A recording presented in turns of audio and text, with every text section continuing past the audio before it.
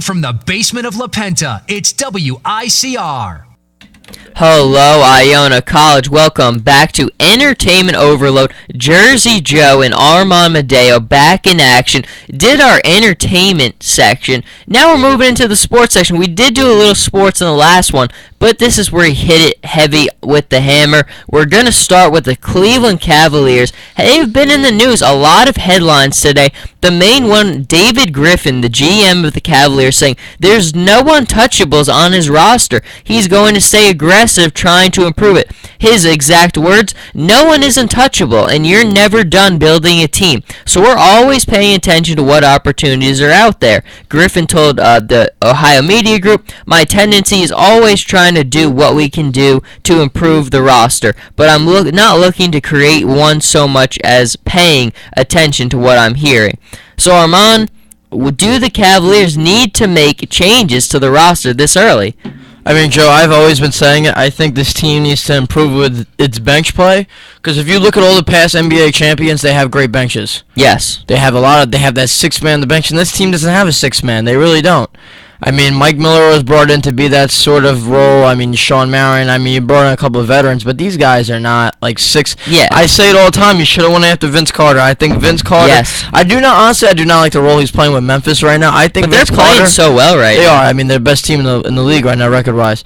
I think Vince Carter would have been a great fit for this team as the shooting guard. I'm with you. Off the bench. Because you know what it is? He'll still play defense, and he's still such a great scorer. Yeah, he is. He can score so effortlessly. I mean, it's like we were saying last week. Our philosophy: offense is the skill set, defense is the mindset, and that skill set just never goes away. Exactly. I think the only players in this team that could create their own shots are LeBron and Kyrie. I don't think Kevin Love's not a great scorer. I think Kevin Love is just a great, he's an opportunist. Yep, I was gonna say the same. I mean, he lives off of opportunities, and he thrives off of them. I mean, I can't think of any other guy in the NBA who just does so much with every opportunity he's given. Exactly. I wouldn't compare him to someone like a Dirk or an Aldridge. I feel like they're skilled, they're talented, they were born that way, and then they just crafted their game. K-Love is just a spot-up shooter. That's all K-Love's gonna bring you, and he hits it consistently. So he does. And the talk has been for the Cavs of Minnesota point, one of their guards, Corey Brewer, potentially being traded. I mean, I don't know. To be honest, Corey Brewer. Corey Brewer's going to bring changes to Cleveland. I think part of it is an overreaction because the Cavs don't need help on offense. They've shown that they could score with anyone. But, I mean, it's defense. I mean, the game on Friday against the Celtics, Armand, watching that game, it was painful. The third quarter, they gave up 42 points to the Celtics. Now, let's be honest. The Celtics aren't the most riveting offensive team in the NBA. If you can't stop the tempo, I mean, they just kept on getting the ball, pushing it up the court. The Cavs had no answer for them. Nobody guarding perimeter shooters. Yeah, it's sloppy. That starts with Kyrie and Deion Waiters. I mean, they're both horrible defensively. And look, we knew that's what was going to be the problem with this team. And then they have these weird stretches like the game against Atlanta where they just never took their foot off the gas pedal. Now, I think part of the reason why the defense was a little bit better in that game was the Hawks had no answer for them offensively, but it's all defense on this team. I still think LeBron's just stayed in Miami. I really do, because the problem with K-Love and Kyrie, they're not two-way basketball players. No. Kevin Love does not play defense. Anyone's going to sit here and tell me Kevin Love's a defensive player, I'm going to have to, humiliate you. Well, and even the thing, and I'm with you, because even with LeBron gone now, what's the thing you still see with the Miami? Now, the Heat are only 6-5. Exactly. It's all... Cleveland doesn't look that way, though. Eric Spoelstra is always screaming on the sidelines, defense. That's all when you listen to them talk, it's defense. Chris Bosh, whenever I hear him talk, offense will come. I gotta be focused on defense. And that's the thing I think you see from these guys is they're pros. They understand when they were winning championships, the thing that made them the best team in the NBA was because they weren't just a great high-flying athletic offensive team. When they needed stops on defense, remember how good Miami was on defense those 2 years they won the championship? They were incredible. Out of this world. And that defense translated so well to offense. I mean, I was honestly riveted watching them play. Wade and LeBron transition. Yeah, and now when I'm watching now, it's painful.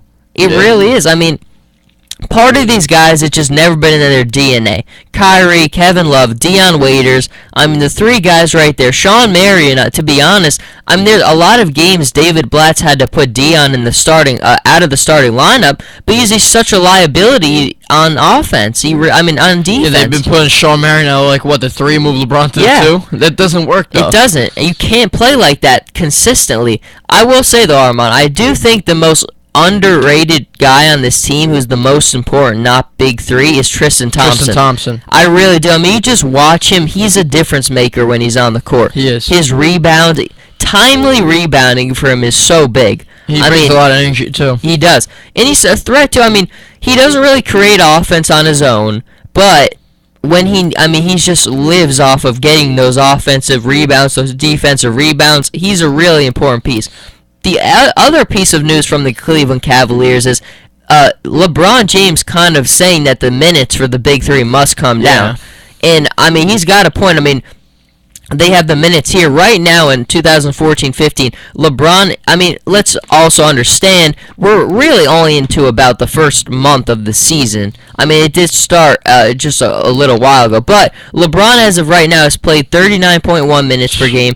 Kyrie Irving's played 38.4 minutes per game, and Kevin Love has played 37.0 minutes per game. Now, when they also have their minutes from the last couple seasons, LeBron has generally averaged around 37 minutes per game. Kyrie Irving's gradually increased from 30 to about 35, and then Kevin Love he started actually higher, and his minutes kind of peaked and went up and down a little bit. But, Armand, problems with the minutes.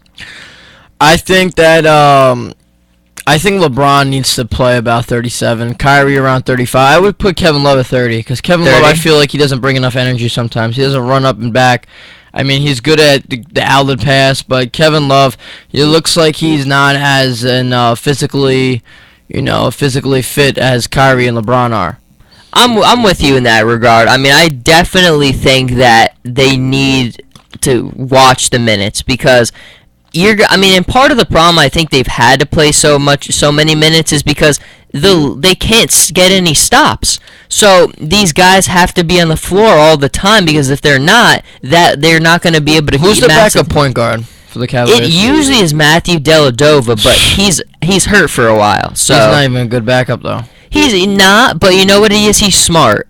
He understands how to play. He's not athletic. If you would have an average backup point guard, I mean, you could limit Kyrie Irving's minutes. Same thing with LeBron. I mean, you don't have a good backup for LeBron. And I think that's the problem too. Is I don't think Kyrie still understands his role. I think we see some games he's trying to do too much on offense, and then some games he gets criticized for being too offensive, and he tries to get people involved, and then he's hesitant taking the easy shots he should be taking when he's trying. So I think Kyrie's still trying to figure out that balance between when do I score, when do I get others involved, and the main problem though is just defense. I mean, there's not a lot of, it kind of sticks right out at you. You don't need to heavily analyze everything. It's defense, it really is.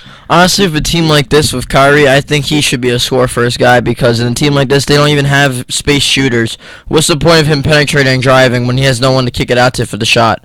Yeah. I mean, both him and LeBron should, I feel, be more score-first guys instead of trying to work it around because this team is not a spaced-out team. They don't have all of the components to make it an overall half-court scoring present. I mean, LeBron and Kyrie are both great one-on-one scorers. I mean, the only one that can space it out is Kevin Love. So I'm with you. I am. I mean, look, there's still so much basketball to play. Tonight is actually an excellent matchup. The Cavs and the Spurs playing tonight, which should definitely be Ian Sachs' Spurs in the other room. Should be a very good game. And I mean, look, the Spurs have been up and down so far to start the season, but it's going to be a test for the Cavs because the one thing they haven't seen, I think, from a lot of these teams is the ball movement in this defense from a team like the Spurs. And I think it's going to be a wake-up call for some of these guys like Kyrie because they can't stop a lick on defense right now. They really can't, and it's going to take time. Armand, do you put any blame on David Blatt so far, or is it too early? I think it's too early. Yeah. It's only 9 games into the year. The NBA is it's like a 6-month season. I mean, I'm with you. Of time. I think part of it is Christmas time, then you start bringing up criticism. I'm with you. And did you see the Christmas jerseys this year? They're longer than last year, right? It's back to the normal shortcut. Oh, it's shortcut. Jerseys, I haven't seen them. But it's weird because they have the numbers on the back. Oh, the names on the front, right? The nameplate is on underneath the numbers. On the front is the team logo. It doesn't say like Cavs. Like right now, I'm wearing the Lakers. It says Lakers across the chest. The Laker logo is on it, not the Lakers name. Like for the Cavs, they have the sword with the C logo. I don't like them. Again, You don't? I don't know. You're the jersey expert, so would you? I don't know why the NBA keeps dropping the ball on these Christmas Day jerseys. Yeah. I mean, last year they started with the long sleeves. Nobody really liked them, and this year again. I mean, I don't know who their department is, but give us a call because we'll help. Hire Jersey Jones. You don't even need to pay me in money. Just give me jerseys. That's all. I don't need the cash. If you give me the jerseys, I'll be fine. I mean, you can give me the cash. Okay, Armand. Okay, Armand gets the cash. I get the jerseys. There you go. A good arrangement there. Although, Armand, I gotta be honest. If I gotta cut you out, I will. If I gotta do what I have to do to get the jerseys. I'm sorry. I'm being honest about it. I have to. Oh, that was mean. I'm sorry, Armand. I love you. Vince Carter and T-Mac, Vince Carter and Kobe are Bert and Ernie. But, sometimes Bert and Ernie's got to push the other one out of the way. Jerseys come before anyone. I'm sorry, Armand. It's a sickness. Not really a sickness, but it is sickness. In the news also of sports, you have J.T. Barrett. Obviously, J.T. Barrett, I mean, I can't say enough about how good I think the guy has been for Ohio State this year. But Braxton Miller, this story's coming out this morning that he will be back for the next season with the Ohio State Buckeyes. And this creates a really interesting dynamic because we all understand how good J.T. Barrett is. And I don't think we thought that Ohio State was done because Braxton Miller was out. But now that he's back and J.T. Barrett's playing so well, what do you do next year? You get rid of Braxton Miller. I mean, it's tough for the guy, especially the way things have left. But if I'm the coach, if I'm Urban Meyer and I have J.T. Barrett with how well he's played now, I can't sit J.T. Barrett for Braxton Miller. He's better than he is now. Yeah, and Braxton Miller's come off a big injury, too. He is. And look, I mean, you got to give the kid respect and credit because he's done a lot of great things for this Ohio State program, but I got to look towards the future. Right now, if I have 3 more years of J.T. Barrett playing and getting even better than he is now, I'm going to be a national championship contender for 3 years. And Ohio State already doesn't lose games as it is. I mean, and you think about now with J.T. Barrett as such a threat, throwing the ball, running the ball, doing everything, Ohio State's in business with J.T. Barrett. I'm sorry for Braxton Miller, but I think they just got to cut the ties. Yeah, he's a dynamic player for years to come, and he's a freshman, as you said, which is a great point. So I think you're right. You're absolutely right, John. Let's go, though, to the rankings. Now, Mr. Armand Medeo is a huge Florida State Seminoles fan, so I'm sure he was a little bit upset with their committee's rankings. I honestly had no problems. Of course you don't, Joe. I don't. Because you're just like the committee. You're crazy. That's cold, Armand. But number 1, they have the Alabama Crimson Tide coming off the win against Mississippi State. Number 2, the Oregon Ducks. Oregon should not be 2. Armand, Oregon should be 3. Florida's. I can give Alabama number 1 because they just beat the number 1 ranked team, so it should be either them or Florida State number 1. Oregon should be number 3. They should not be number 2. It's ridiculous.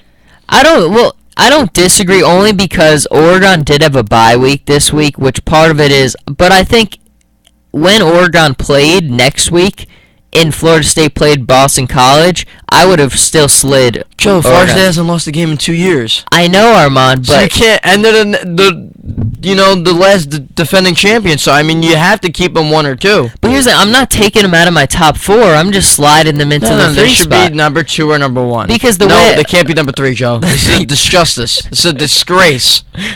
I don't know. I'm sorry, Armand. The way I look at it is, though, they are in the top 4 for me, but Oregon's been it's mainly Marcus Mariota. Joe, you're an Oregon fan, Joe. You're not looking at it from the, the realistic standpoint. I am, but you've also got to look at what Marcus Mariota's done with all the problems they have. I mean, Florida State's been a little bit sloppy with this stuff. Hey, they get the job done, right? They do get the job done, though. Okay. And that's why, I mean, it's impressive. I mean, winning is winning regardless. God forbid if Florida State was to lose, they probably dropped them at the top 10. They would. They really would. Because their committee hates Florida State. They hate them. I mean, really I think the media has kind of been like, well, what do you hear? Like, in Herb Street said, I mean, Florida State's the Darth Vader of college football right now. They're the black sheep. They are. Family. People want to see them lose, but I think more of it is people are just upset because they don't feel like Florida State. I mean, they feel like if it wasn't for the fact that they hadn't lost a game in 2 seasons, then we wouldn't even be having this conversation. That's really the only reason people have been clinging on to them in the top 4 is because you can't take them off. Our hands are kind of tied because you can't take them off because they haven't lost a game in 2 seasons, but it hasn't been as impressive as some of these teams. Like, TCU to me has had a more impressive season, but I would still put Florida State above them because they play in a championship game. TCU does not. But I got to be honest, I mean, that 4 spot, I hope at the end of the day it's Alabama, Oregon, Florida State, and Ohio State. I do. I mean, I think that would be a phenomenal matchup. No disrespect to Mississippi State. I love Dan Mullen. Dak Prescott's kind of fun sometimes when he's not throwing 8 interceptions a game, but I just think Ohio State's a team that I think could beat anybody on any given day. Yeah, I think Ohio State's definitely a better team than what you just said. I like it. Agreeing concurrences there. But Armand's Florida State Seminoles, my Oregon Ducks. Very interesting with the college football dynamic here. Moving on a little bit, though, there was another sports story I wanted to get to, Armand. I'm kind of blanking on what it was right now. It wasn't NBA. Oh, it was NFL. Adrian Peterson. Oh. There you go. Now, it seems kind of weird to me because obviously he's suspended the rest of the season, and I would think everybody would just be in really agreement that the guy should be suspended without pay for the rest of the season. But I was wrong. I was looking at the polls. Now, I don't know how accurate some of these polls are, but a lot of people, it was actually in the minority of people who thought he shouldn't be suspended the season without pay. Armand, what did you think? Wait, he's getting suspended without pay? Without pay. I mean, I think he should get paid, though. I don't know. I wouldn't give him his money. I think he's got to... And I think... I mean, what he did was wrong, but, I mean, he's got to live. Part of me kind of likes... I mean, I think he's got enough money. Yeah, you're right. I don't think that he's really going to be at the poorhouse right now.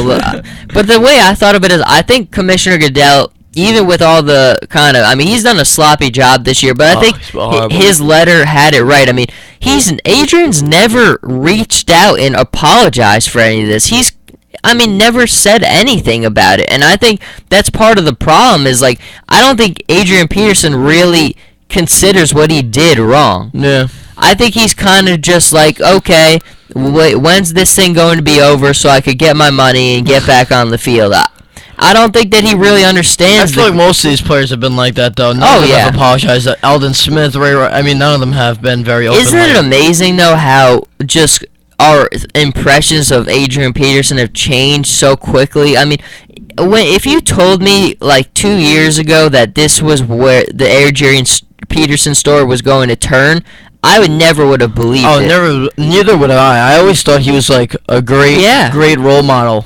I mean, I never thought he was such an idiot either. No, I mean, you're going through this process and then you get caught for smoking marijuana. Exactly. I mean, geez. I mean, could you make things even worse? I mean, I could be honest. I mean, I can't stand the guy anymore. I mean, I used to be a big fan of the guy. I really was. I got his jersey as soon as he was drafted and stuff like that. But that jersey's, in the retirement closet now. Can you give it to me? I'll take it. You want the Adrian Peterson jersey? You'd still wear the Adrian Peterson jersey? Maybe. I don't know. It's definitely interesting, though. I mean, I definitely think I have no problem with it. I was a little surprised. And, of course, Minnesota is like 68% of people think he should be back. That's just because you want him back for your team. Everybody else, it's a little bit narrow. I mean, they really do need him because, their defense has been a lot more improved this year, but they just can't score, man. They really can't. I like North Turner and everything, but I like Teddy too, but I don't think Teddy and North Turner are really good matches. No. Because North has always needed like a two different style of plays. Big arm quarterback who can get the ball down the field And Teddy's more move the ball at his own pace, like kind of like Alex Smith, like everything work the chains, slow, gradual. The problem with that team is he can't really throw the ball downfield because he's always getting swarmed in the pocket. Yes. So they don't have a very good offensive line. No. And that's the interesting thing on Mount is like what's going to go down with that battle in the NFC North. I mean, the Lions and the Packers have got a really good battle going on, and they play each other the final week of the season. Now, I think the Packers have a little bit of an easier final stretch. But I mean, the Lions got to host the Patriots on the road this week. So that's a loss. Yeah, I was gonna pick them to win because I'm so many games out of my pool. I need a upset win. You need an upset win. I don't know. I mean, the Lions have. It gets like they have this tough game against New England. Thanksgiving they play Chicago, which let's hope that the Lions can finally get a win on Thanksgiving. They did win last year. It was Matt Flynn, so it didn't really feel. Chicago's in their own rut right now. Yeah, they are. Anyone could beat them. Jay Cutler, I mean, to throw 4 interceptions in that game. That's another interesting thing too, Armand. I want to kind of on our final notes.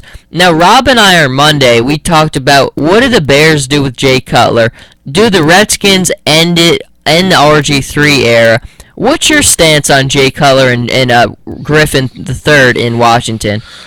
I mean, I would keep both of them right now because honestly, where are you gonna go with it? I mean, because this quarterback draft class is not that good. Besides Mariota and Jameis, they're the only. I mean, and you might not even know how they're gonna pan out. So honestly, you gotta stick with them for another year at least.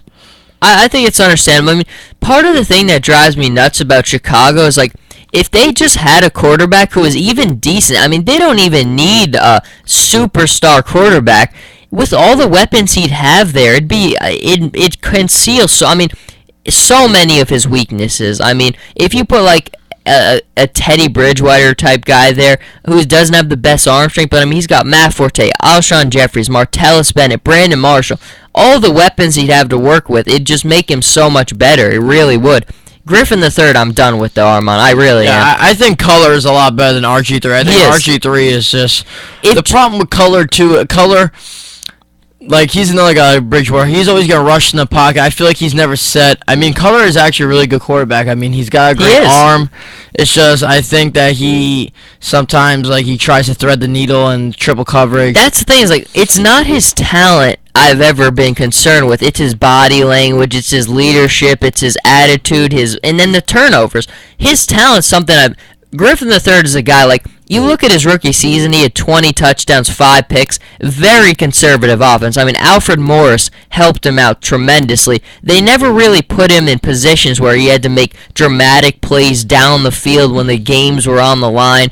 I just think you see now when you're a quarterback, the last thing I ever want to see from you is calling out teammates, because you've got to be the leader on that team. And I can't. When I saw that from Griffin, I'm just like, nope. Yeah, this thing. I don't like RG3 anymore. Don't like him anymore. I really did. RG3, Mr. Armand Medeo and I'm sorry, you're done with us. But that is going to wrap it up for today's episode of the Entertainment Overload version of the WICR Morning Show. Armand, great thoughts this morning. It's time to go get breakfast. Very good. Bacon, egg, and cheese time. Bacon, egg, and cheese time, folks. Thank you, and stay tuned to all the great shows we have today.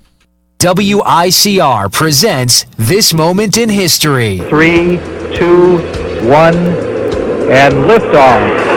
Liftoff of the 25th Space Shuttle mission, and it has cleared the tower. On January 28, 1986,